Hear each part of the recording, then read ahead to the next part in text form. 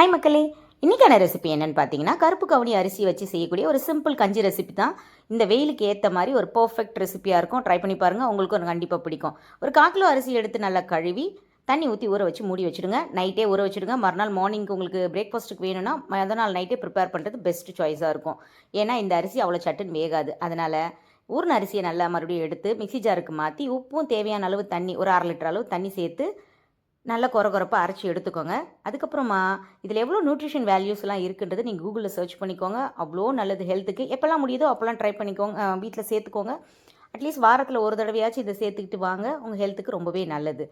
So இதுக்கப்புறம் இந்த மாதிரி கொரப்பாக அரைச்சதுக்கப்புறம் ஒரு அடிகனமான பாத்திரத்துக்கு மாற்றி இதை வேக வைக்கணும். இதுதான் இதில் மெயின் ப்ராசஸாக இருக்கும். நான் வந்து டயபெட்டிக் பேஷண்ட்டுங்க, தயிர் ஊற்றி நான் கரைச்சி குடிக்க விரும்பலை, களி மாதிரி சாப்பிட்லானாலும் இது பெஸ்ட் ஆப்ஷன்.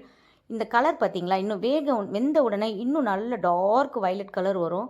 அந்த ஸ்ட்ரக்சரே நமக்கு பார்த்தோன்னே சாப்பிட்ணுன்ற ஆசையை தூண்டும், அந்தளவுக்கு இருக்கும். களி வேணுன்றவங்க தண்ணியை இந்த அளவுக்கு அலசி ஊற்றுனது ஒரு 3/4 லிட்டர் அளவு மட்டும் தண்ணி சேர்த்துட்டு கிண்டிட்டிங்கன்னா நல்லா பிசு பிசுப்பாக கெட்டியாக நல்லா திக்காக வரும். கைவிடாமல் ஒரு 10 நிமிஷம் முதல்ல கிண்டிட்டிங்கன்னா இந்த ஸ்டேஜ் வந்துடும். அப்புறம் சிம்மில் வச்சுட்டு இந்த மாதிரி நல்லா வேக விடுங்க. ஏன்னா நம்ம கொரப்பாக தான் அரைச்சிருக்கோம். இப்போ அரிசி நமக்கு வேகணும். அதுக்காக தான் நம்ம ஒரு 10 நிமிஷம் மூடி வச்சு எடுத்திங்கன்னா நல்ல ஸ்டேஜ் இருக்கும். இந்த ஸ்டேஜில் நீங்கள் களி பதத்தில் எடுத்து குழம்போடு சாப்பிட்டுக்கோங்க. ஃபார் டயபெட்டிக் பேஷண்ட்ஸ்க்கு மட்டும். லிக்விடாக சாப்பிட வேண்டான்ற சுச்சுவேஷனில் இருக்கிறவங்களுக்கு. மற்றவங்களுக்கு அழகாக தயிரை ஊற்றி நல்லா கரைச்சி வெயிலுக்கு ஏற்ற மாதிரி சும்மா வீட்டிலே செஞ்ச ஹோம்மேட்லேயே செஞ்ச வத்தல், வெங்காயம் ப்ளஸ் ஊறுகாய், ஸோ உங்களுடைய காம்பினேஷன் கருவாடு, இது மாதிரி எது வச்சு சாப்பிட்டிங்கனாலும் அட்டகாசமாக இருக்கும். ஸோ மறக்காமல் ட்ரை பண்ணுங்கள். இந்த சேனல் பிடிச்சிருந்தா சப்ஸ்கிரைப் பண்ணிக்கோங்க. இந்த வீடியோ பிடிச்சிருந்தா லைக் கொடுங்க. உங்கள் ஃப்ரெண்ட்ஸுக்கும் ஷேர் பண்ணுங்கள், அவங்களுக்கும் இது யூஸ்ஃபுல்லாக இருக்கட்டும்.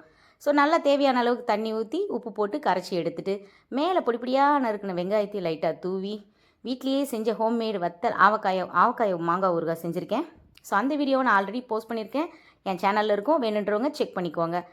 இந்த வீடியோவோட கீழே வேணால் அந்த ட்ரையாங்கிள் பட்டன் கிட்ட லிங்க் கொடுக்குறேன், டச் பண்ணி அந்த வீடியோவும் பார்க்கணுன்னா பாருங்கள். ஆவக்காய் ஊறுகாய் ப்ளஸ் மோர் மிளகா வத்தல், இதுவும் நான் அந்த சம்மருக்கு வீட்டில் போட்டிருக்கேன். இன்னும் வீடியோ வந்து போஸ்ட் பண்ணலை. இன்னும் வர நாட்களில் போஸ்ட் பண்ணிவிடுவேன். ஸோ இன்னொரு நல்ல வீடியோவில் பார்க்கலாமா?